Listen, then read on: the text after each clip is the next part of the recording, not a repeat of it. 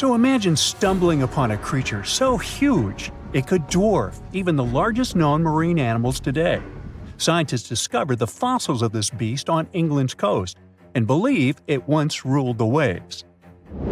The new species was named Ichthyotitan severnensis, but thankfully for me, scientists nicknamed it the little stock monster. Its estimated lengths range from 72 to 85 feet long, almost as big as a blue whale. Megalodon can't even compare to this. It was only about 60 feet long. And what's crazy is that this fossil we found wasn't even an adult, so who knows what their actual size was. The first piece of the little stock monster was discovered in 2016 in the Westbury Formation.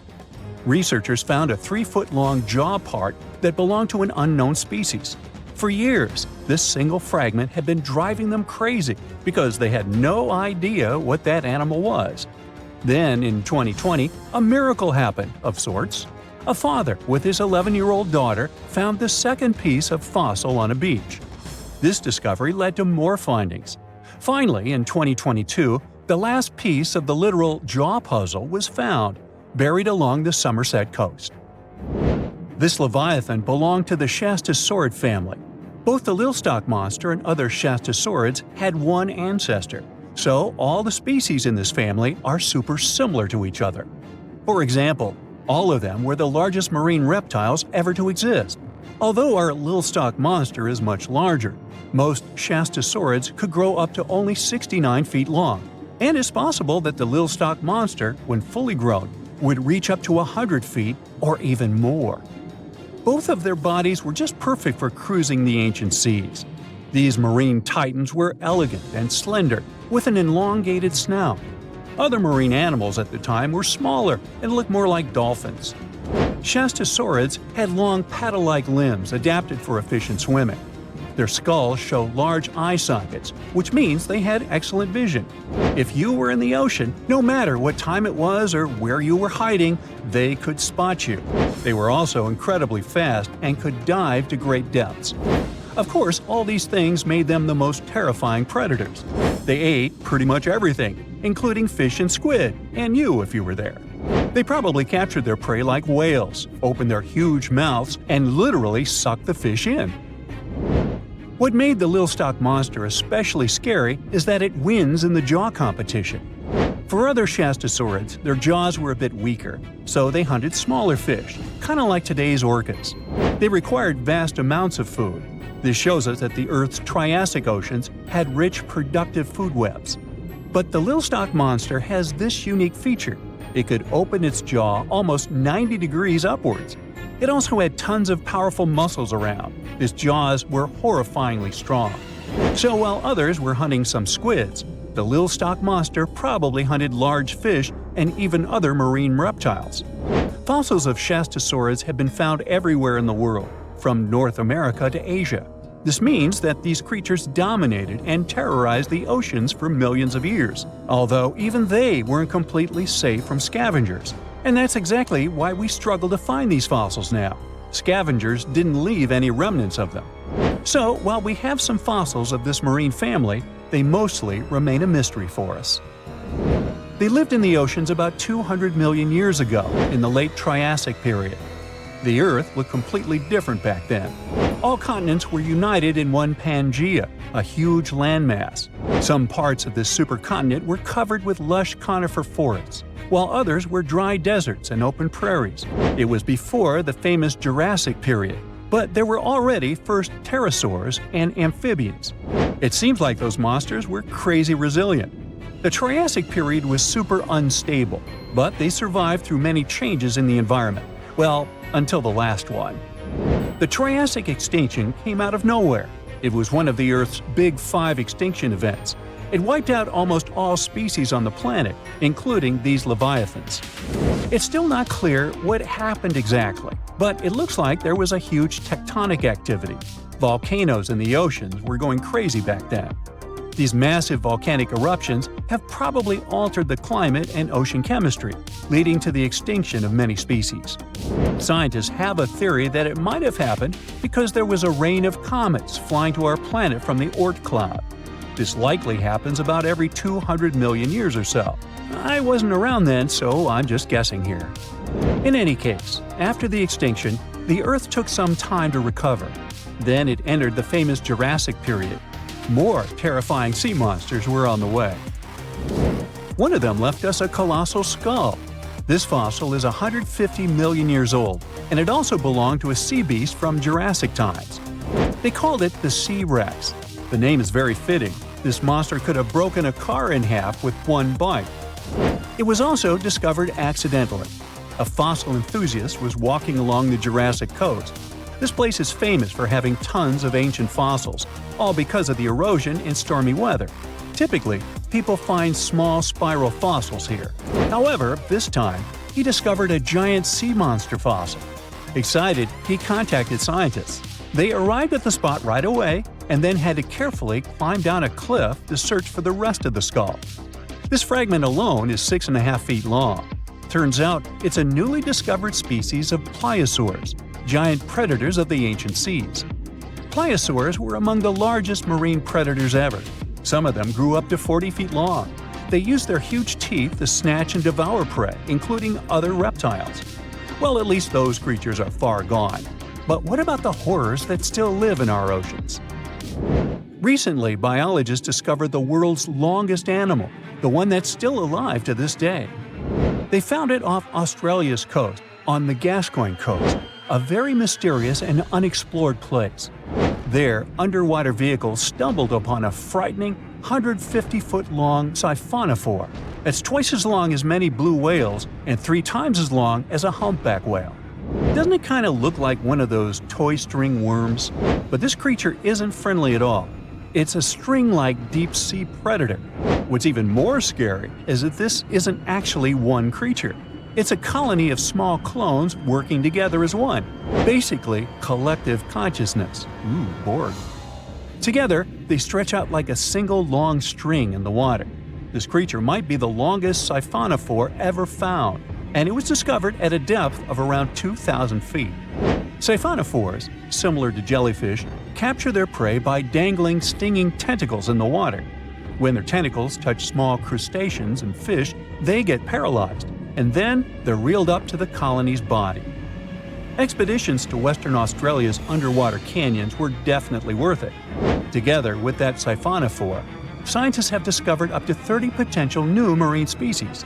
Among them were a new octopus or squid, a long-tailed sea cucumber, glass sponges, and giant hyroids, colonies of animals resembling upside-down jellyfish.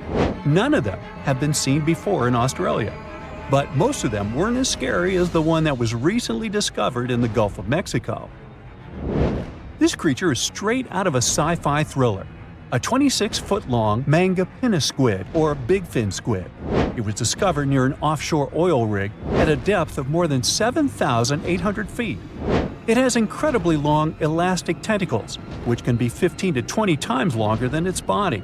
It holds them at right angles to its body, making it look even creepier, almost as if it has elbows. And yes, it's another deep-sea predator. These 10 tentacles probably help the squid trap their prey and drag it onto the seafloor. We barely know anything about this extraterrestrial-looking creature because they're very hard to find and study. And if you think their tentacles are awful, just check out these creatures with 20 arms. This thing looks like a facehugger. This new species is lurking in the frozen depths of Antarctica. Experts were searching for cryptic sea animals known as Promachocrinis, or Antarctic feather stars. They're kind of similar to starfish and sea cucumbers, but have an otherworldly appearance and can live up to 6,500 feet below the surface. It's called the Antarctic strawberry feather star. Despite its pretty name, its appearance is anything but cute. It has a bizarre strawberry-like body from which 20 spindly arms branch off. Its coloring ranges from purple to dark reddish, and the arms all have different lengths and thickness. Ooh. Who knows how many more of such scary creatures we'll discover in the future? Well, hey there! We dive back in time and into the oceans over 500 million years ago, just, because we can. Whoa! Watch out! It's not megalodon or giant sea reptiles you need to look out for here. It's a bizarre, unearthly-looking creature called Anomalocaris. The name means unlike any other shrimp, and I think you'll agree, it looks like a nightmarish cross between a shrimp and a modern-day centipede. 2 tentacles protruding from its face, each lined with razor-sharp teeth. Oh yeah, and this thing was about the size of your leg. With a wave-like movement of the flaps on each side of its body, it was graceful for a terrifying creature. It was also more advanced than any other life on this planet at the time. Especially those huge eyes. You have only one lens in each of yours. This giant shrimp had 16,000. That's 4 times more than a common housefly. And you know how good their vision is. Good enough to dodge that swatter every time.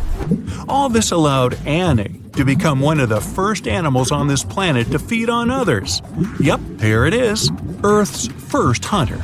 Its favorite meal? Trilobites. Hey, try a bite. Those are the ancient ancestors of crabs. Some of their fossils have marks on them in the same shape as the monster shrimp's mouthparts. Terrors of the past like this got to be so giant thanks to more oxygen in the atmosphere. A perfect example of this, Meganeuropsis. Imagine a dragonfly. Now make it as big as a cat, and with a wingspan longer than your arm. Megan, the monster-sized dragonfly, could easily grab other insects or even small animals, and she ruled the air with quick movements. Back then, there were still no large birds or other airborne enemies for this behemoth bug, so it was safe and free to grow as large as this planet would allow. Piranhas of the past were also jumbo-sized. Mega piranha was about 3 times the size of the river terrors we have today. Its bite force was about the same as a tiger's, and those striped kitties bite down 2 times harder than lions. That means it probably not only dined on other fish and any land creatures that, got too close to the water, but it could also easily crunch down on large turtles and other unlucky shelled creatures. And fun fact, modern-day piranhas bark like dogs when they're about to enter a confrontation. It actually sounds more like a frog's ribbit. But makes you wonder, what did this mega-sized ancient cousin sound like? A bear roaring? How about giant sea scorpions the size of your bed? Go back about 460 million years, and you'd see them swimming under you. And watch out for that tail. Scientists still don't know if these creatures could use it to inject venom like your standard land scorpion, but something tells me I wouldn't want that thing anywhere near me. Then there's this guy, Therizinosaurus. Terry looks sort of like a goose with long arms. Oh, and did I mention this goose dino is about 2 stories tall and longer than a bus? Yow! Its arms make the T-Rexes look even more bite-sized, each 8 feet long, almost triple the length of T-Rexes. And on the end, razor-sharp claws the size of your whole arm. Now, don't worry about those lengthy claws too much, though. Terry probably used them to cut through giant termite nests. So, this huge reptilian goose was more interested in eating bugs and plants. Another mega monster for you, Megatherium. The giant ground sloth could look a giraffe straight in the eye and weighed as much as a hippo. It moved mainly on its hind legs and used its massive tail as support. He had huge paws with colossal knife-sized claws. The sloth could use them to defend itself from enemies and to bend tree branches in search of food. But the biggest danger to the giant ground sloth wasn't dinosaurs or saber-toothed tigers, it was our own species. Yep, humans showed up just in time to meet this fellow, and to, eat him up. Titanoboa was a terrifying 50-foot snake, as long as the great megalodon itself. It was also more than 2 times heavier than the heavyweight champion among snakes today, the green anaconda. Crocodiles were a regular on this serpent's menu. Titanoboa could swim 3 times faster than the fastest Olympic swimmer our species has ever seen. It was quicker and more dangerous in the water than outside it. And don't forget the boa part of the snake. This massive snake wasn't venomous. Instead, it liked to squeeze. Remember that giant shrimp from earlier? Well, Opabenia looks like its teeny-tiny finger-sized cousin. And instead of two toothy tentacles, this thing had a vacuum hose coming out of its face. On the end of that trunk, what looks like a single crab claw. Add 5 eyes and a mouth under its head, and you've got a recipe for something not of this planet. Only it is. This creature used its trunk like an elephant does.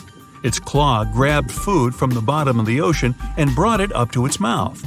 This thing is so weird-looking that, apparently, when the scientists who discovered it presented his findings to an audience, they all laughed as if he were joking. Now, a real-life monster, the Tully monster. From a distance, it looks a bit like Nessie, that long neck and teeth-lined jaws.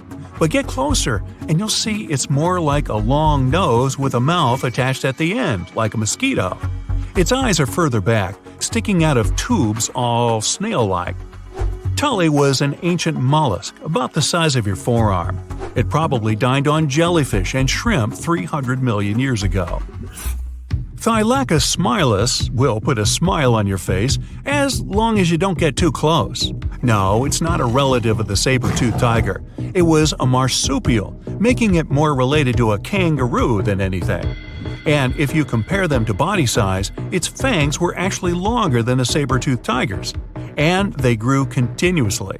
As for that beard on its chin, that's actually all chin.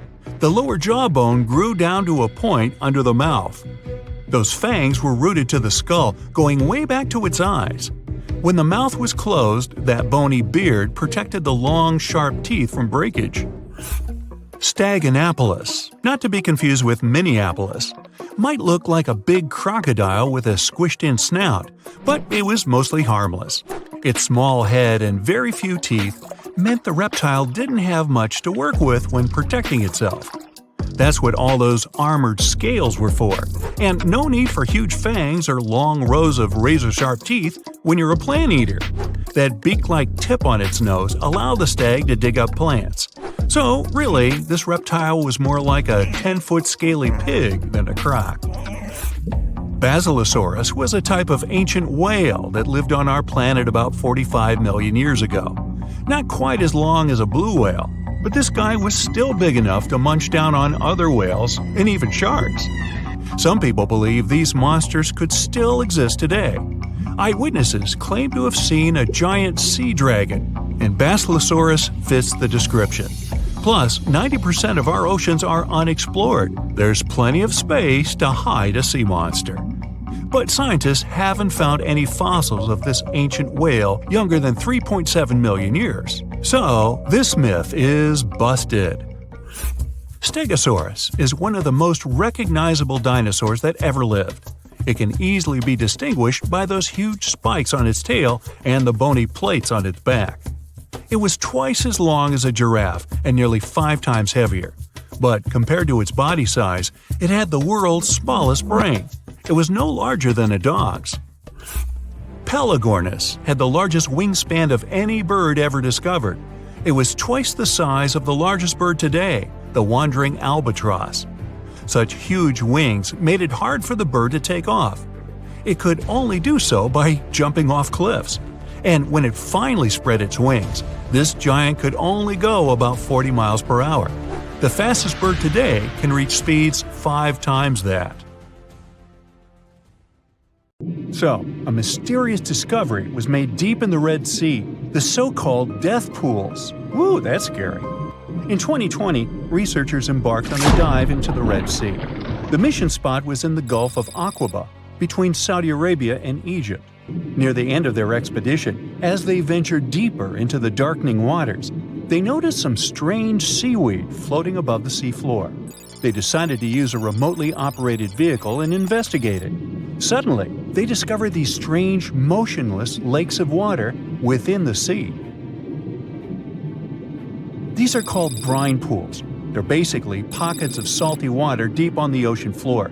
And when I say salty, I mean it. Sometimes they're up to 8 times saltier than the ocean water itself. Mysteriously, they don't mix well with the surroundings. They formed millions of years ago, sometime during the Miocene epoch, back when weird creatures roamed the earth, like me, and deeply buried mineral deposits dissolved into the water.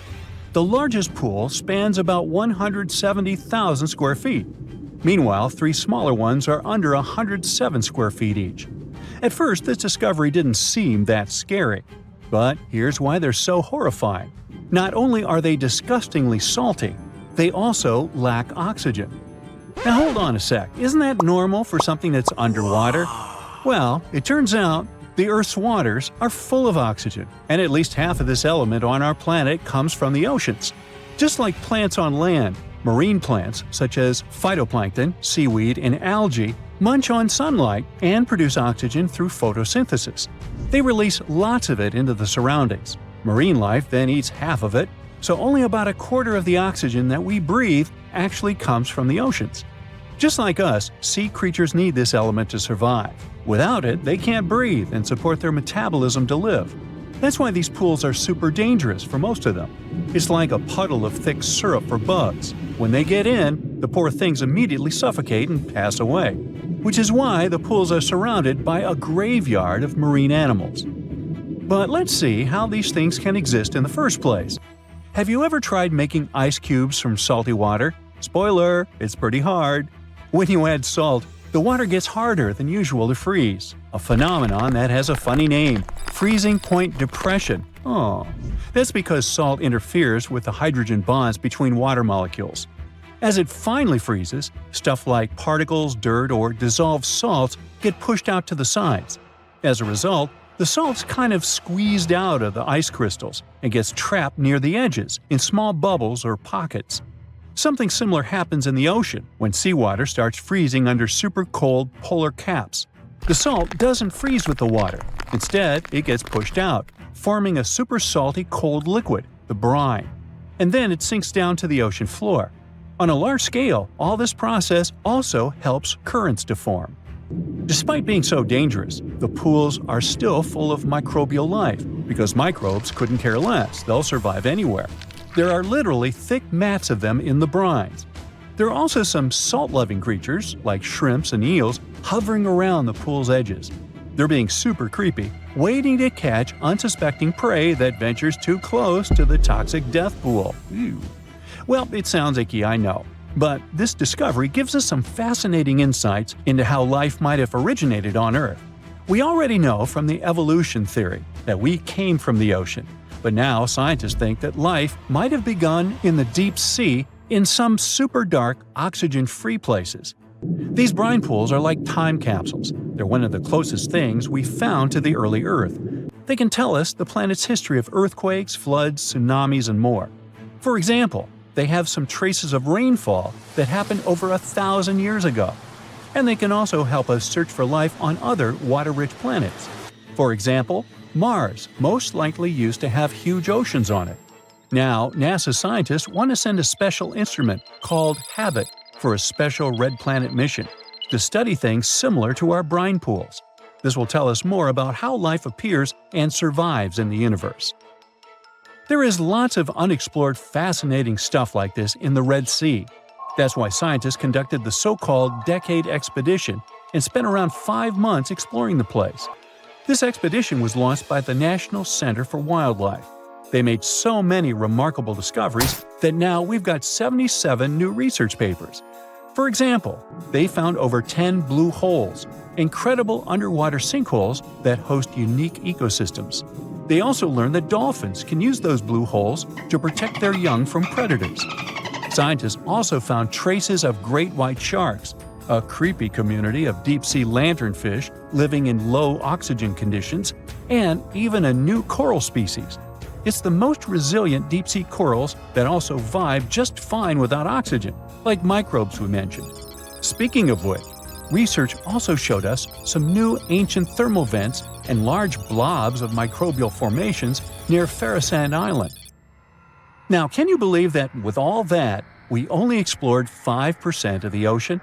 It's divided into several layers based on depth. Each layer becomes darker and more isolated from sunlight as we go deeper. The places that no sunlight can reach are terrifying. Now, the fun, cute layer with dolphins and turtles is called the epipelagic or sunlight zone. It's so tiny, but even this layer is about 650 feet deep. Then we have the mesopelagic or twilight zone. It's the layer of mysterious octopus, shark, and other loners which extend to about 3,000 feet down. And then the horrors begin after this one. We encounter the bathypelagic or midnight zone.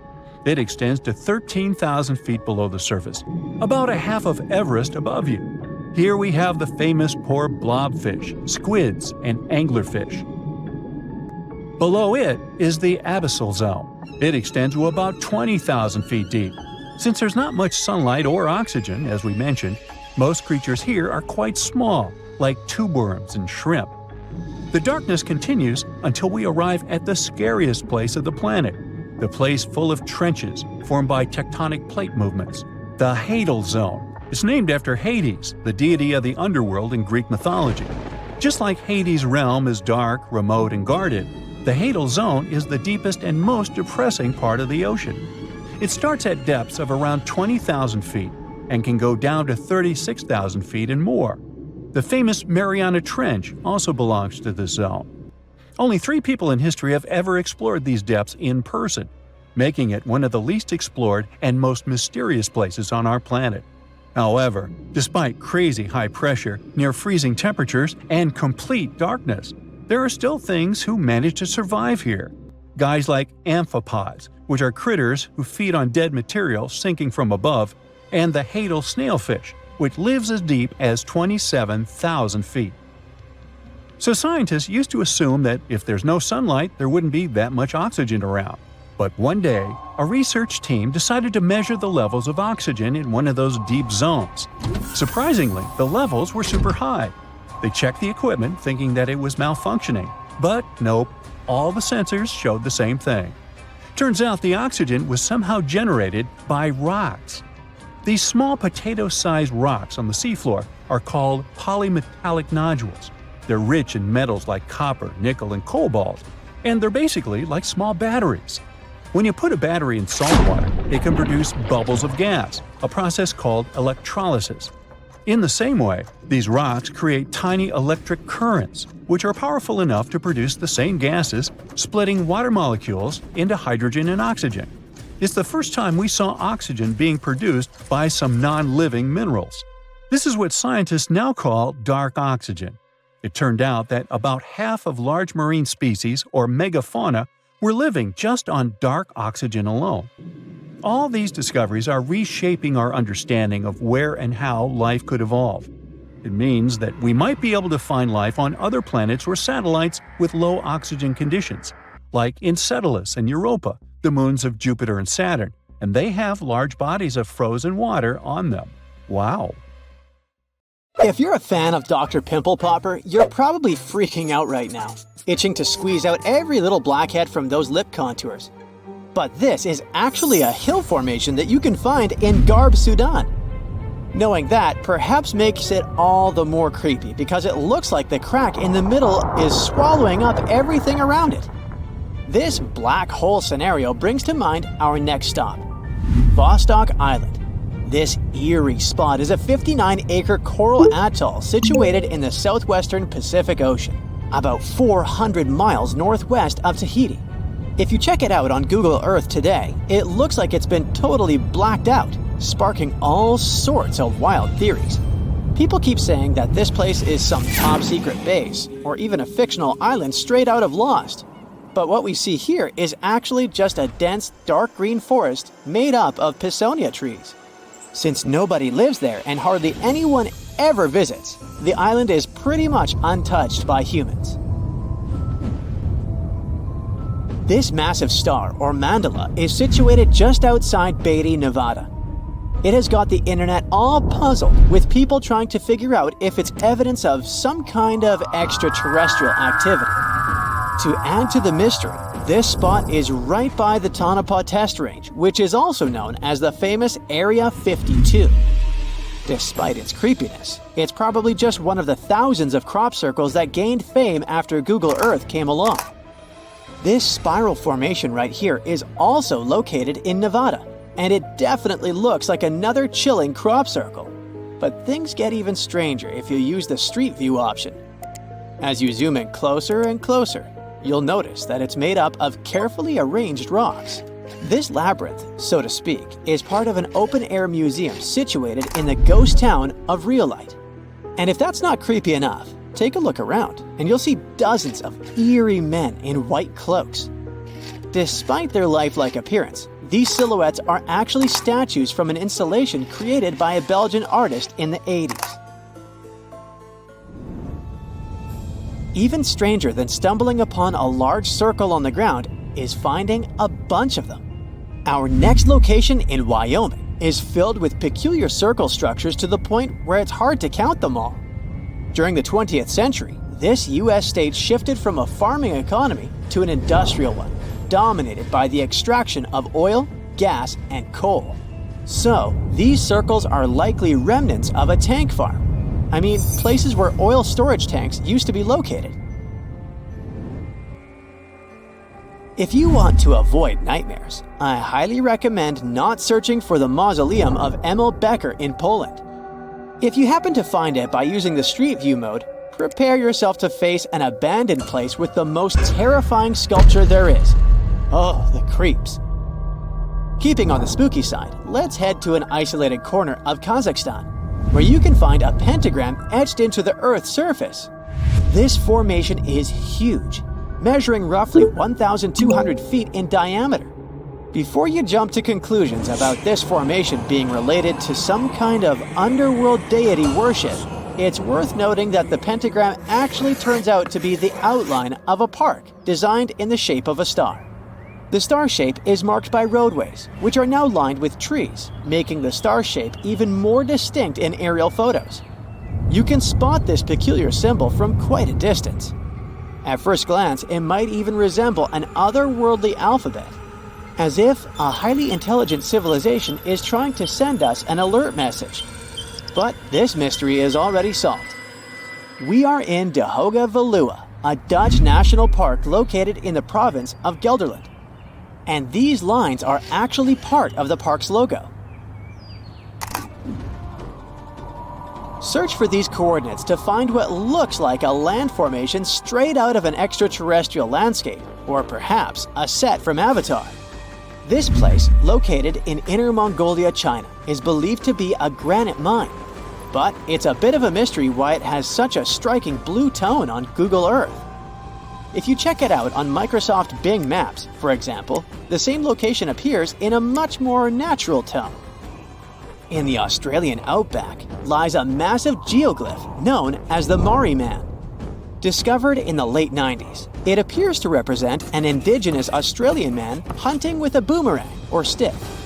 The figure stretches for more than 2 miles in length and about 1.6 miles wide. It has deep furrows carved into the ground, which adds to the complexity of its formation and origin. Despite efforts to uncover its purpose, its origin is still a mystery. This is Desert Breath, located in the Sahara. Like many things you have seen in this video, this formation also sparks speculation about it being created by extraterrestrial beings. But a quick Google search clears up that mystery. It turns out this is an art installation created by a group of 3 Greek artists back in 1997. They went all out, moving around a whopping 280,000 square feet of sand and even creating a large pool in the middle of it. Egypt still holds many mysteries, and you can explore them yourself with Google Earth. That's how some people stumbled upon this striking triangular-shaped plateau and immediately jumped to the conclusion that they discovered a hidden pyramid. However, experts quickly dashed their hopes. They believe there's no plausible explanation for a pyramid to exist in this area, located 8 miles west of the Nile Valley edge in Upper Egypt. This discovery is likely nothing more than a hill that has suffered the effects of erosion, combined with a heavy dose of wishful thinking. In some cases, nature itself is responsible for creating frightening sculptures, like the Badlands Guardian in Alberta, Canada. If you look at it from above, you'll notice not 1, but 2 human heads emerging from the landscape. These gigantic beings were sculpted by rainwater erosion on layers of clay-rich soil. Ironically, Additional human-made structures give the impression that this one is wearing wired headphones. It seems that deserts are a prime spot for discovering strange images on Google Earth. So our next stop is China. In the Gobi Desert, you'll come across zigzagging white lines that look kind of random. The first challenge for armchair experts was figuring out what these structures were made of, as it's hard to tell if they're painted on or dug into the landscape. There's still a lot of speculation about it on the internet. But the most plausible explanation is that this structure is used for calibrating satellites. This way, satellite cameras can focus on these large grids to orient themselves in space. Check out this intact plane that seems to have sunk beneath the ocean off the coast of Crooked Island, Bahamas. Some viral videos claim it's a crashed plane belonging to the infamous Pablo Escobar. The truth is that something lying on the bottom of the ocean can't be that visible, so it's more likely that it's a plane that was actually flying when Google captured these images. However, there is a strong belief that Pablo Escobar did have a plane that crashed nearby, but it was in another part of the Bahamas known as Norman's Cay. You can still spot it in shallow turquoise waters. Just search for Norman's Cay sunken plane, and there it is. If you're convinced that extraterrestrials are already among us, then go ahead and type in these coordinates on Google Earth. Explore the area using Street View, and wow, what is it? Of course, we're not talking about visitors from other planets, but this shadow of a gigantic creature still gives me the creeps. Turns out, it's just a person lugging around one of those 360-degree Street View cameras tucked away in a trekker backpack. So hey, if you take a good look around Google Earth, you might stumble upon more of these elongated necked beings walking around the globe. There are plenty of fish in the sea. Some of them look totally like Nemo or Dory. Then there's the butterfly fish and fancy guppy, which is indeed really fancy. And then there's... what on earth is that? I would definitely not pay for a diving experience to see this guy. The anglerfish has the unofficial title of the ugliest animal in the world, but I wouldn't dare to break that news to it. There are more than 200 species of anglerfish currently swimming somewhere in the gloomy depths of the Atlantic and Antarctic Oceans, up to a mile below the surface. Some of them prefer different living conditions, the shallow tropical environments. Different kinds of anglerfish vary in shape and size, from the famous black sea devil to frogfish, monkfish, football fish, goosefish, batfish, and sea toad.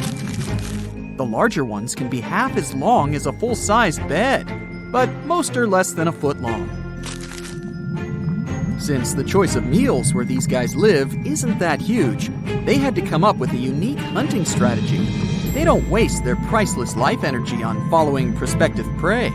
Instead, they use a piece of dorsal spine that sticks above their mouths like a fishing pole, hence the name of the fish. There's a sac of bioluminescent bacteria that glows brightly in the dark at the end of that rod. The light lures prey, and all the anglerfish has to do is wait, and then enjoy its lunch delivered right to its mouth. Their bodies are pliable and huge, so they can easily swallow prey twice their size. Deep-sea anglerfish eat whatever they can find. Species that live in more shallow water aren't picky either, and can eat anything from shrimp to snails and small fish. Only female anglerfish have the cool fishing rod feature though. So what about their males? Finding a soulmate deep under the sea isn't that easy. I mean, literally, there's no light down there. Plus, there are frigid temperatures and low oxygen levels. Anglerfish can't afford to go on many dates in those conditions, so they mate for life. And before you go "aw" about it, I have to tell you, they do it in quite a special way. Male anglerfish are much smaller than their ladies. The contrast is so striking that when researchers first got interested in their love life, they thought those males were actually the offspring, or larvae, hanging out next to their moms. Certain anglerfish male species have receptors that alert them that there's a female nearby.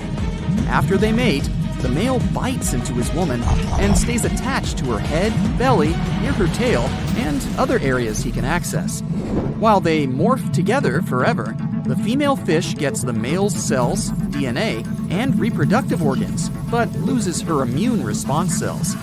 The male gets free permanent housing and nutrition. Given the current real estate prices, it sounds like a dream. But that accommodation is shared by up to 8 males, and they can't move out if they ever feel like it. You're unlikely to meet this deep-sea fish in real life, but if you meet an anglerfish in your favorite video game, remember that you can easily outswim it and make it kinder to you with tranquilizing arrows. Once you befriend it, the anglerfish can be your scout and help you discover new areas with its bioluminescent pods. Back in the real world, down in the twilight zone of the ocean, about 650 to 3,300 feet down, the anglerfish isn't the only creature you're lucky you'll probably never meet.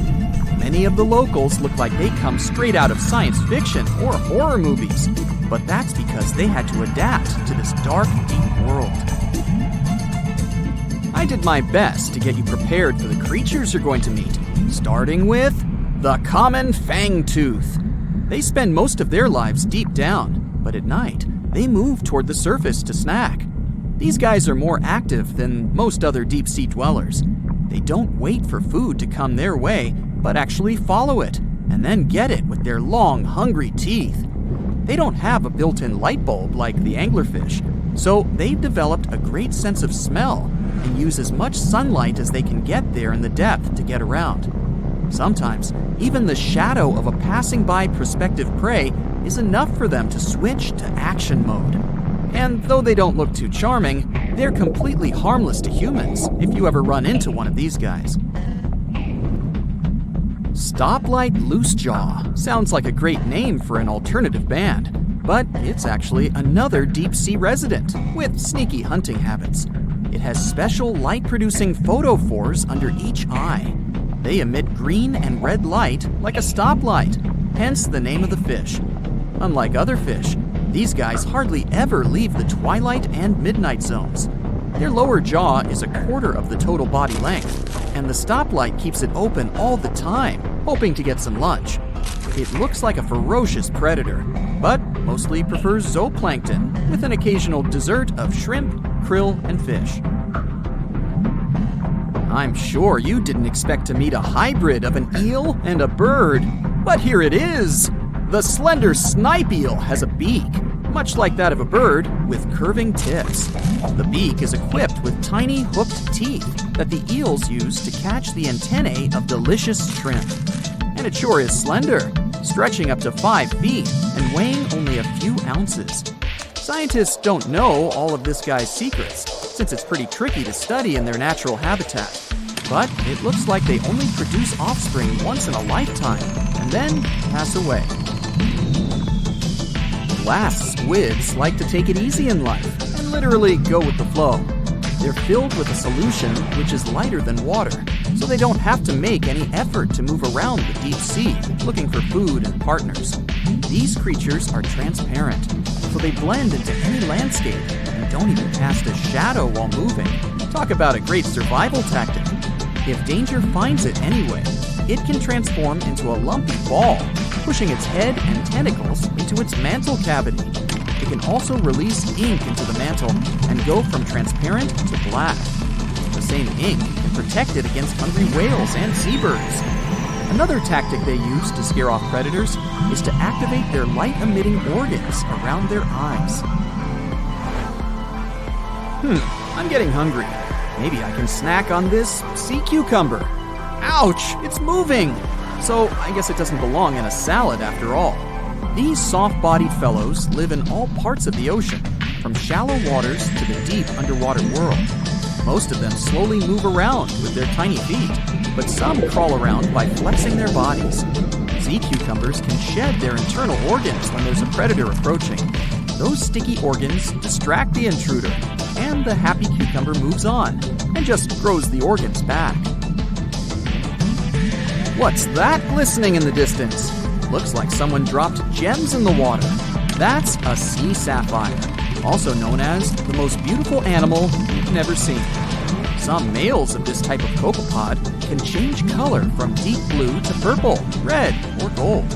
1 second later, it's gone. And it's back, shimmering bright. The secret to this magic is that their bodies are transparent and reflect light differently at certain angles. It looks like it's their way of communicating between each other and attracting mates.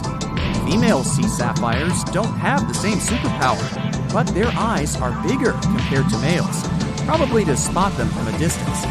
Males roam wild and free, and their ladies stay in the crystal palaces of strange barrel-shaped jellies called salps. Most of the ocean is still shrouded in mystery, whether we're talking about dark corners or creatures that are hiding in the depths. But sometimes it gives us a peek into scary things it hides in its cold, dark depths. Like when you hear on the news that there are some deep-sea creatures washed ashore after a powerful storm once again. Some just look weird, while others are real monsters that live at depths of more than 3,300 feet. The coldest and deepest parts of the ocean have created one specific phenomenon called gigantism.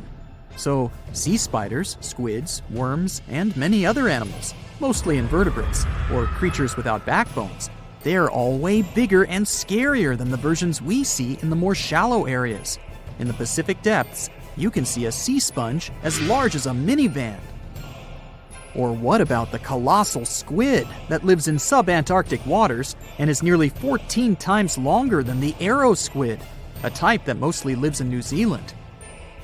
Researchers found many of these underwater monsters in the abyssal zone of the ocean. Back in 2021, the researchers showed images of the giant phantom jelly. It was at a depth of 3,200 feet. Its tentacles were 33 feet long. Wow, I wouldn't like to face that one on the beach.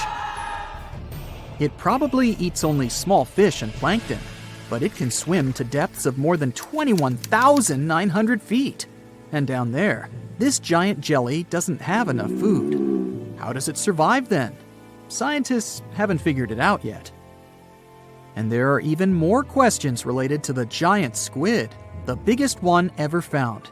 This monster is 43 feet long, with a weight of nearly a ton.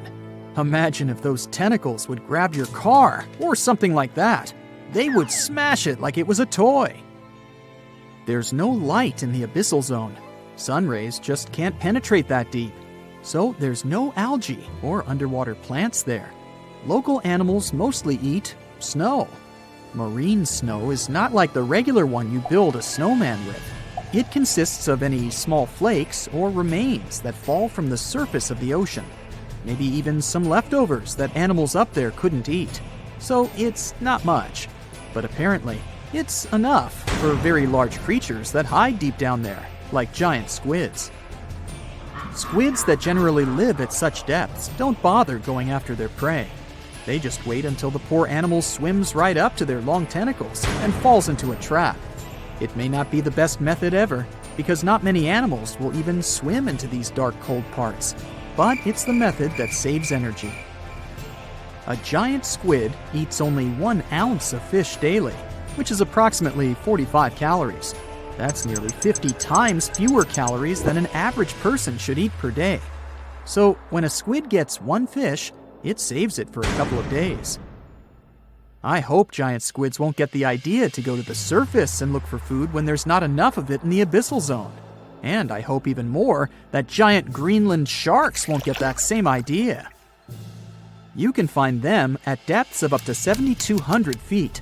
They're twice as slow as we usually walk. They swim at a speed of 1.12 feet per second. Their slowness is part of the energy-saving mechanism that creatures down there need to survive. But they can speed up in the form of short bursts when they need to catch prey. But they kinda change their diet from predator to scavenger, considering their environment. There will be more leftovers falling from the surface than animals to go after. Greenland sharks grow just 0.4 inches per year, and they're mostly 20 feet long, which means they live for a very long time, sometimes up to 400 years. They also have a slow metabolism, and that's one of the main factors for their long life, too. Greenland sharks like to spend their time in cold waters. They're adapted to that, since their tissues have specific chemical compounds that prevent the forming of ice crystals all over their body. That means they have some sort of natural antifreeze. So, what makes them so big? Scientists are still not sure, but some theories try to explain it. There's this thing called Kleiber's rule that says bigger animals tend to be more efficient. Just take a small fish and compare it to a whale with a mass hundreds of times bigger. The whale has a greater metabolism. It conserves energy more efficiently and loses less of it to the surroundings through heat. Moving on, bigger animals can ingest bigger prey. They're more likely to go through tough issues in their environment or defend themselves from predators going after them. Also, the body gets bigger when temperatures are lower. The Greenland shark is a perfect example. So are giant sea spiders. Sea spiders are generally common, and you find some very small ones at 0.04 inches. But in deeper parts of the Antarctic, they become 3-foot-long giants. They grow so big because the cold water has more oxygen. That way, more of it diffuses into the animal's body, and that allows it to grow bigger. Yeah, both as a creature and a nightmare. And how about this giant tube worm? Researchers found it accidentally while they were exploring the mysteries of the Pacific Ocean floor. They stumbled upon unusual hydrothermal vents. Volcanic heat is a thing that gets them going. As water seeps down through faults or cracks in the rock, these vents change their direction. When the water gets out of the vent, it's rich in different minerals and chemicals. Most animals wouldn't survive being around this toxic soup of chemicals, but not these tube worms. They came as a true surprise, because not only are they not bothered by these toxic vents and the almost boiling temperature of the water, but they developed entire ecosystems there. They're unique because they don't need sunlight to survive. Instead, small bacteria are their main source of energy. That bacteria gets their energy directly from these toxic chemicals. So it's not photosynthesis, but a process called chemosynthesis. And these tube worms don't have mouths. These bacteria live inside them. Strange story, huh? Plus, these scary worms reach up to 8 feet. Giant isopods are no better either. They lurk at the depths of the ocean of 1,640 feet or more below, far away from the sunlight, looking like some monstrous wood lice. They spend most of their time on the seabed, hoping to find some food falling from higher levels of the ocean. Check out their small hooked claws at the ends of their legs. Isopods use them to remain more stable while moving around the ocean floor. Since there's no light, they have long antennae that help them feel their way around. These sensory antennas are about half the length of their body. Giant isopods have pretty big eyes compared to their body size, too. They can grow over 12 inches from head to tail. And these fellas are really patient. Remember how we said animals down there rarely get food? Sometimes they need to wait for years to get a proper meal. That's why their metabolism is amazingly slow. 5 years later. They can go for 5 years without eating anything. Imagine that. I get hungry just talking about this.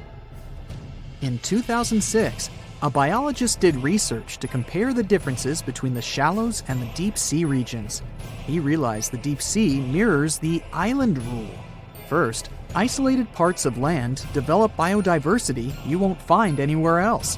Second, small-bodied life there grows much bigger when it's isolated, compared to life on large land masses. Resources are limited, but also competition and predators. And we don't know much about these deep-sea creatures. It's too expensive and too complicated to carry out such research. So we'll just wait for more raging storms to show us at least part of the monstrous world cold ocean depths hide. Wanna high-five a sea creature? Well, put your hand up for the Tasmanian red handfish. This fish doesn't swim like a fish. It walks. It uses its flipper-like hands to stroll around on the ocean floor. These bottom walkers are disturbed by swimmers and boats a lot. Some people even want to take them home as pets. I think it's better to just give them a wave and swim on by. The vampire squid. Its species name is Vampiroteuthis infernalis, which translates to vampire squid from hell. Oh yes, this vampire squid means to terrify everyone with its name, its dark red color, its spikes at the bottom, and the scary fact that it can basically turn itself inside out. The vampire squid loves putting on a good show, but it's as harmless as a kitten is to humans. It's as if Dracula scared the pants off you, but he didn't have blood-sucking fangs. The vampire squid feeds on food particles from plants and animal matter floating near the ocean's surface. Since they're not predators, they need good defensive strategies, and their vampiric look is designed to ward off large creatures who want to eat them. Turning themselves inside out is a defensive mechanism since the spiky areas in the inner skin are more intimidating. They also shoot out a substance that does not have color, but is packed with bioluminescent particles to distract predators. The vaquita. Going out on a boat off the coast of Mexico sounds like the perfect vacation. The sun, the blue water, the most endangered sea creature. Wait, what? The vaquita isn't dangerous, but don't expect it to stick around to say hello or sign any autographs. It's incredibly shy. This little cow, that's what it means in Spanish, is one tiny sea mammal. With those black markings around its eyes, it looks more like a sea panda to me. Seeing one should make you feel very special. They're on the brink of extinction, mostly because they got caught by accident in fishing nets. It's estimated that there's only 10 left in the wild. The blue dragon. This little creature looks like something out of a kid's fantasy movie. It's called the blue glaucus, casually referred to as the blue dragon or blue angel. It can be found in many places, the Atlantic, Pacific, and Indian Oceans. It's kind of a mollusk and it only grows to be about an inch long. What you think is the back is actually the mollusk's bright underbelly. It regularly floats on its back so that its blue colors help it camouflage with the water's waves. The blue dragon isn't just pretty, it's also smart. It usually feasts on Portuguese man-o'-wars, also known as Physalia physalis. The blue dragon stores their stinging cells for later use, in essence, stealing their defensive mechanisms. When the blue dragon is threatened, it releases those stinging cells it stored, directing them at an enemy to sting them with more power than the Portuguese man-o'-war would have been capable of. As they can store a huge amount of stinging cells, they can be a threat to humans. So, if you find one, don't pick it up. It's best to admire it from a distance. The barrel-eye fish. If you ever wanted to have Superman's X-ray vision, looking at the barrel-eye fish will make you feel like you gained that superpower at some point in your life without even realizing it. The barrel eye has a transparent head, so you can see how their eyes and brain look inside. This magnificent creature lives in the deep sea. This is the lowest level of the ocean, where strange creatures roam in near-freezing temperatures and constant darkness. They're exposed to water's pressure that's almost 1,000 times that of the surface. If the idea of the deep sea sends a shiver down your spine, stay tuned to learn about another of its creatures later on. The barrel-eye fish can be found in the Atlantic, Pacific, and Indian Oceans. You might be wondering, why oh why would a fish have a see-through head? And that would be a fair question. Since the species was discovered in 1939, it was believed that the fish's eyes were set to see straight ahead and couldn't move. So it was assumed that they had tunnel vision. Scientists Bruce Robinson and Kim Reisenbichler from the Monterey Bay Aquarium Research Institute recently discovered that the fish can move its eyes vertically to see through the top of its translucent head, thus noticing if there are predators or prey nearby. The transparent head also allows more light to enter so they can detect prey better. It's believed that the barrel-eye fish eats jellyfish and small fish species. If you dive in the ocean at night, you might be lucky enough to see how orange ball corallimorph blooms in the dark. But make sure to be quick because as soon as you turn on your flashlight to take a good look, it will retract its tubes back into itself. The megalodon. The whale shark isn't the biggest shark known to humans. If the entire shark species were a kingdom, the prehistoric megalodon would be the ruler of the sea. Megalodon roamed the ocean a long time ago. About 15.9 to 2.6 million years back between the early Miocene and late Pliocene eras. While they've long been extinct, people are still amazed to learn about these gigantic sea beasts. Megalodon could reach anywhere between 45 feet to 60 feet in length with jaws more than 6 feet wide. A fossil of a tooth that once belonged to a megalodon measured at 7 inches. Needless to say, I'm pretty stoked that these guys have long been extinct. But there's still some adventurers out there hoping to meet this monster one day. The Dumbo Octopus. This adorable creature, or creepy creature, or however you want to see it, is officially called Grimpoteuthis. More casually, it's referred to as the Dumbo octopus, named after the Disney character. Though Dumbo, the elephant, not the octopus, was teased for his big ears, it's highly unlikely that this adorable octopus gets teased by its water neighbors. They are the deepest living octopuses, living in the deep sea, and you know how scary that place is. They're only about 8 inches tall and spend their days hovering just above the seafloor eating snails, worms, and other food they find in the current or near ocean vents. There are nearly 17 species of Dumbo octopus, and they all have differences in height, color, and body parts. If you can't get enough strange animals, you'll be glad to learn that the deep sea has barely been explored by humans. So keep an eye out. There are bound to be more fascinating animals discovered in the deep in the future. The sea angel. These creatures might look and sound pretty cute, but their diet is far from sunshine and lollipops. Their favorite food are sea butterflies. They lay mucus traps for them and wait in ambush. The squat anemone shrimp. This shrimp is tiny, only 0.5 inches. It's also known as a dancer shrimp because of its peculiar behavior. When agitated, it raises its bottom above its head and does a little dance. Divers also say it readily jumps on their hands and cleans them. The coconut crab. This guy may look pretty creepy, especially when the sun goes down. Mature coconut crabs are around 3 feet in length. Their preferred foods are coconuts, but they can also hunt down lizards and even large birds. The slender snipe eel. Slender snipe eel is a slim and long creature that's still a mystery for marine scientists. It's 4 feet long and it has at least 750 bones in its spine, which is much more than any other animal in the world. The sea pen. Sea pen is 7 feet long and it has a lot of varieties, but most of them look indeed like a pen or a quill. The similarity is even more striking when the animal has a water-filled bulb that anchors it to the floor. The Persian carpet flatworm. This creature looks indeed like a carpet, despite being very small by comparison. It's only 4 inches long, able to become both male and female. It doesn't really mate with other flatworms. Rather, it fights them for the right to bear posterity. The flamingo-tongued sea snails. Tourists love these extraordinary snails for their pretty colors, thinking it's a shell, but in fact, the shell is quite dull and hidden underneath colorful soft tissues. They eat softer, toxic parts of corals and store their toxins to protect themselves. The stonefish. Stonefish aren't going to win any beauty contests, unless the pageant is for best rock look-alike. Their tiny unreflective eyes and rough skin blend in perfectly with their environment. A large head, an even bigger mouth, and a home full of, yeah, it's rocks. And just because you're on the beach doesn't mean you're safe. Stonefish can survive for 24 hours out of the water.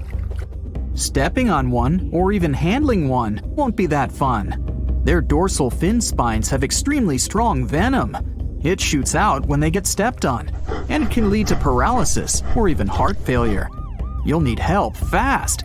No wonder they're one of the most dangerous creatures in the water, or anywhere. Be careful when scrambling around rocky areas. They love to play hide and seek. The deep sea dragonfish. If there were a prize for the most hideous fish in the ocean, the deep sea dragonfish would win. With slimy, scaleless skin, massive teeth, and a face only a mother could love, this bad boy of the sea is nothing to mess with. It likes to swim between 700 feet and 6,000 feet below the surface of the ocean, where the waters are the darkest and coldest.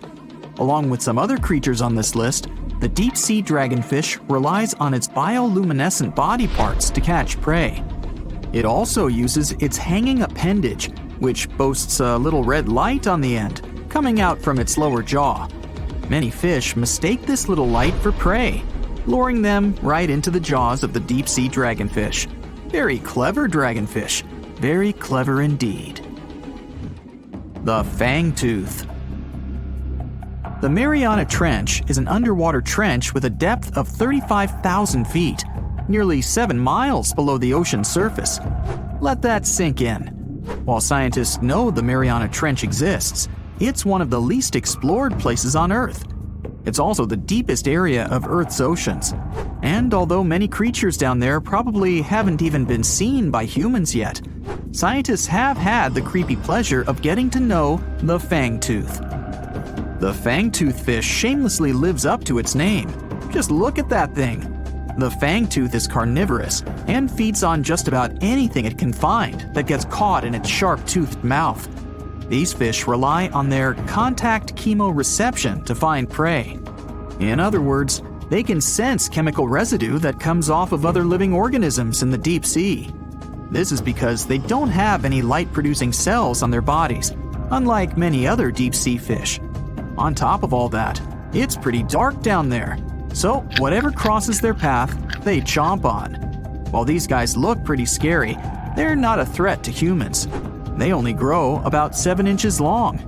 Even so, I wouldn't want to run into one of these things during a relaxing swim in the ocean. The Dunkleosteus.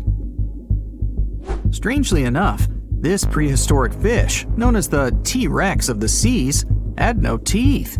Those were replaced with bony plates that allowed it to have the strongest bite among other monsters of its size.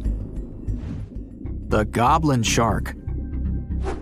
If you thought the movies about sharks were scary, this next deep-sea creature will make you swear off going for dips in the ocean forever. However, it lives 3,000 feet underwater, so you'll never likely see it face to face. The goblin shark looks like a cross between a shark and a creature from your worst nightmare. These sharks boast a protruding sword-like snout with a jaw that juts out to match. Unlike other sharks that have more of a gray hue, this creepy thing looks not so pretty and pink. Aside from their scary demeanor, what do scientists really know about the goblin shark? Well, not much, except that they can grow up to 18 feet in length. Looks like there's still a lot to learn about these guys, if you dare to. By the way, did you know that sharks don't sleep? Many species have to keep water moving over their gills to get oxygen, so they can't fall into a deep sleep like we do. That's why they stay half awake during rest. Typically, sharks don't even close their eyes. The cookie cutter shark. This shark is a living horror, with lower teeth being big and sharp, while the upper ones are much smaller. When its teeth fall off, the shark eats them to maintain calcium levels. Pretty smart solution for a shark. The frilled shark. Studying the frilled shark is like looking through a portal back to prehistoric times. That's because scientists think that these eel-like sharks haven't changed much since their oldest ancestors roamed the deep sea waters, so they're sometimes referred to as living fossils. These sharks' mouths are filled with a terrifying 25 rows of backward-facing sharp teeth, 300 in total. They're designed to grasp prey and hold them tight so they can't get away, according to early studies of the shark conducted in 1884 and published in the Bulletin of the Essex Institute. Luckily for swimmers, the frilled sharks live between 390 feet and 4,200 feet below the ocean's surface, so they'll probably never run into them. Probably. This is probably the worst nightmare of any dentist. The northern stargazer. Take a look at this cutie. The northern stargazer is definitely not something you'd wish to see on the ocean floor. This horrid creature hides its body under the sand, leaving its face above to wait for prey. The tasseled wobbegong. Here's another carpet shark on our list. It lies low on the bottom of the sea and patiently waits for its prey to come by. The Australian ghost shark. The Australian ghost shark isn't really even a shark, but a very bony fish. It's also a living fossil. It hasn't changed within the last 400 million years. Believe it or not, sharks and humans have a common ancestor that lived around 440 million years ago. Even though we both evolved in our own way, there are still some signs of that connection. For example, the genome of an elephant shark is very similar to humans. The Leopleurodon. This list of terrifying creatures would be incomplete without mentioning the terrifying and prehistoric Leopleurodon. This carnivorous marine reptile existed during the Colovian stage of the Middle Jurassic era and ruled the waters at 9 feet in length. Scientists believe Leopleurodon thrived in this deep-sea trench because of its ability to swim long distances and its 4 paddle-like limbs. While they probably weren't able to propel themselves toward prey like other animals of the area, they did manage to accelerate and attack very ruthlessly and efficiently. Additionally, they relied on their long snouts to smell prey, which leads scientists to believe they didn't rely on sight for hunting. This means they could have thrived in the dark Mariana Trench. Around 150 million years ago, Leopleurodon became extinct due to competition for prey against other thriving marine reptiles. And I think I speak for all of us when I say, thank goodness for that. Considering that scientists have only explored 5% of the ocean floor and found some of the scariest sea creatures imaginable, one can only dream of what other animals reside in the deep sea waters. Perhaps it's best to keep them in your imagination. Am I right? The megamouth shark. This shark is a filter feeder, and it's friendly to humans, although its huge mouth can look quite threatening. Like basking sharks, it swims with its mouth constantly wide open, as if it were on Twitter. The gulper eel. This deep-sea eel has an easily distended belly that allows it to swallow prey twice its size in a single monstrous bite. They have very unusual jaw shapes and can reach about 2 to 3 feet in length. Do you see that large log near the ocean floor? Maybe it's part of an old ship. Treasure, gold, diamonds, I'm rich! Well, as you get closer, you notice something. It's swimming! It's not a shark or a dolphin, it's a saltwater crocodile! Now don't panic. If you bump into one of these reptiles in the sea, it's unlikely it'll think of you as food. Crocodiles have a special valve in their throat that stops them from drowning underwater, but that doesn't mean they can't bite. Usually, they're heading to a nearby island, and the quickest way there is to body surf. They can't really take the ferry, you know. Watching one from a distance should be okay. Just don't swim to shore right away. They love to ambush their lunch in shallow water. If there's one time I'd want to see a great white shark, it's when I'm diving with crocodiles. They'll gladly take a crocodile-sized nibble, given the right motivation. Think you know what lurks in the depths of the ocean? While nearly 95% of our oceans haven't been explored yet, it's hard not to let your imagination run wild. But thanks to brave explorers, deep-sea cameras, and awesome archaeologists, we do know about some pretty incredible sea creatures living in our waters today, and millions of years ago. From the 9-foot spider crab to the 60-foot prehistoric megalodon, these sea dwellers come in all shapes and sizes. But let's focus on sea creatures famous for their huge size. Can you guess which living species of whale is the largest? Well, it's not the orca, but that's a good guess. The orca is a toothed whale that can grow to anywhere from 23 feet to 32 feet, which is slightly smaller than a school bus. How about the narwhal? Nope, they're not the biggest either. These unicorns of the sea live mainly in Arctic waters and only grow 13 feet to 20 feet in length, and that's including their 9-foot tusk. Tired of guessing? Okay, I give in. The largest whale that still exists today is the blue whale. At a jaw-dropping 82 feet to 105 feet, the blue whale is not only the biggest whale we know of, but is currently the largest animal to have ever lived on Earth. Seriously. These animals are bigger than a T-Rex, and even the prehistoric megalodon. If you were to put a blue whale next to a school bus, it would look like it could swallow it. Think about that. According to National Geographic, a blue whale's tongue can weigh the same as an elephant. And their hearts can weigh as much as a car. That doesn't even sound possible. It's no wonder these giants need to eat about 4 tons of krill every day. While there aren't too many animals living today that can compete with the blue whale's epic proportions, there is an entirely different species that is a good contender, and it's not quite what you would expect. It's a jellyfish. No, I'm not talking about the little jellyfish that wash up on the shore and ruin a perfectly good day at the beach. I'm referring to the lion's mane jellyfish, the biggest jellyfish around. This invertebrate can grow up to 120 feet long. They also come in different gorgeous colors like red, purple, or even shades of orange. As if their length wasn't impressive, the lion's mane jellyfish boast a whopping 8 sets of 70 to 150 tentacles. That means they can have up to 1,200 in total.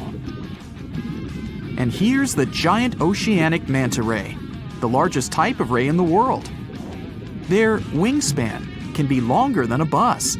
These guys can reach 30 feet in length. They also have the biggest brain compared to body size among all fish. Unlike their stingray cousins, mantas don't have venomous tails. And while the lion's mane jellyfish and the blue whale are yet to be beaten for the longest sea creature, there is one marine creature that can grow even larger in length. The Portuguese Physalia physalis, tentacles and all, can reach a length of 165 feet long, and that's according to mentalfloss.com. While this thing may look a lot like a jellyfish, it's actually known as a siphonophore, and there are hundreds and sometimes thousands of them that are genetically identical. Their long tentacles help the organism catch prey, and its sting is fatal to most animals, even humans in some cases. What's even creepier is that if one of the tentacles comes off the organism for whatever reason, it can float around the water for days before decomposing. Even if it's detached, this tentacle can still sting you. But don't go running out of the ocean just yet. Your chances of being hurt by a Portuguese Physalia physalis sting are pretty slim. However, if you do get stung, the side effects aren't pretty, with welts, stomach cramps, an elevated heart rate, and an upset stomach. While you don't want to go anywhere near these long creatures, they sure are pretty to look at. Check out all those colors. The Shastasaurus is the biggest marine reptile that has ever existed. These predators lived during the late Triassic period, about 210 million years ago. These amazing giants could reach lengths of up to 69 feet and weighed more than 75 tons. This made the Shastasaurus as heavy as a blue whale. And if you could stand this creature up vertically, it'd be as tall as a 7-story building. Despite appearances, the Shastasaurus was actually pretty slim for its size. Its ribcage was only 6 feet across. You'd think that this big guy was chowing down on other dinosaurs, but that's not the case at all. This reptile survived on a diet that consisted of small fish and cephalopods, like octopuses and squids. The Albertonectes is a bright representative of the plesiosaur family, meaning that this marine reptile had a small head on an incredibly long neck and large flipper-like limbs that helped it move through the water. These creatures occupied the seas around North America 76 to 70 million years ago. The length of this sea monster could reach 38 feet, with its neck taking up 23 feet of that length. Its neck was a true record breaker. It had a whopping 76 bones in it. No other animal known to humankind has had so many vertebrae in its neck. Scientists aren't sure why they needed such a lengthy neck. They might have used it to collect shellfish off the seabed, or perhaps it helped them capture their main prey, fish and squids. This aquatic reptile also had gastroliths in its stomachs. Some of them were as big as 5.5 inches in diameter. The Tylosaurus belonged to the mosasaur family. It dominated the shallow seas of North America about 85 to 80 million years ago. This was an enormous predator, with the biggest representatives reaching 45 feet in length. It had a narrow hydrodynamic body with a blunt, powerful head that the animal used to ram and stun its prey. Its body was equipped with agile flippers and a long tail decorated with a maneuverable fin. The Tylosaurus was a carnivore, and its diet included not only fish, turtles, and small sharks, but also other mosasaurs, plesiosaurs, and flightless birds. Meet Ophthalmosaurus. This prehistoric reptile thrived during the late Jurassic period and lived in oceans all over the world. Ophthalmosaurus weighed somewhere around 6,000 pounds and grew to approximately 16 feet long, according to newdinosaurs.com. That's about the same length as the beluga whale that exists today. It's too bad these guys went extinct before we had a chance to see them ourselves, as their cartoonish wide eyes and dolphin-like features are pretty darn cute. Of course, the Ophthalmosaurus evolved over time to become ophthalmologists, or eye doctors that we know today. No, that's just a lie. Just testing you. The Mosasaurus is a truly gigantic predator that dominated the seas all over the world about 66 million years ago. According to fossil evidence, some specimens could be more than 50 feet in length. This fact makes the Mosasaurus the biggest marine carnivore of its time. One of the most terrifying things about this creature was its crocodile-like head, decorated with literally hundreds of razor-sharp teeth, neatly organized in 2 rows on both jaws. The thing is that it was pretty challenging for the Mosasaurus to grab its prey in the water. That's why it had all these teeth, plus something special: pterygoid teeth anchored to the bones on the roof of its mouth. This made hunting and holding onto its prey much easier. The Styxosaurus belonged to the plesiosaur family and lived during the late Cretaceous period, around 85 to 70 million years ago. Upon first glance at this dinosaur, you might mistake it for a sea snake, and it'd be an honest mistake. Styxosauruses were about 35 feet in length, but over 16 feet of that consisted just of their long snake-like neck. They had a comparatively small body and weighed approximately 4 tons. Their mouths were full of razor-sharp cone-shaped teeth that they used to catch fish. They didn't need to chew their prey, thanks to the 200 small stones called gastroliths in their bellies that probably aided in digestion. At the same time, some scientists believe that the Styxosaurus used these stones to sink to the ocean bottom in search of particular types of fish. Looks kinda like Nessie to me.